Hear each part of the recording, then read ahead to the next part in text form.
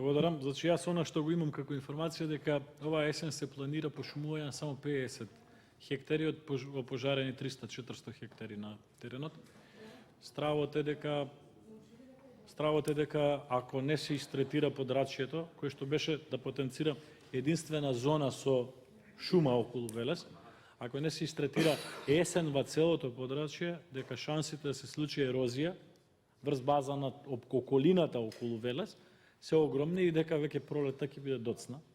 Мислам дека владата има во оваа фаза, би рекол, доста невнимателен однос према тој проблем.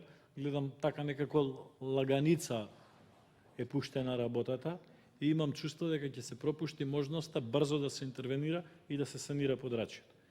Јас предлагам да се обезбедат дополнителни средства на тоа што вие го велите, за да се истретира што е можно поголема површина, за да не ни се случи после година дена да не можеме никако да ја третираме површината која што изгоре пред оваа есен. Не сакам да навлегувам, еве и еден совет од господинот Минов Превеска, не сакам да навлегувам со критика во старт, но со овој амандман предупредувам и ве предупредувам вас како член на владата, се надевам дека дел од нашите дискусии ќе ги пренесете, дека владата неадекватно се однесува кон проблемот со опожареното подрачје околу езерото Младост. Благодарам.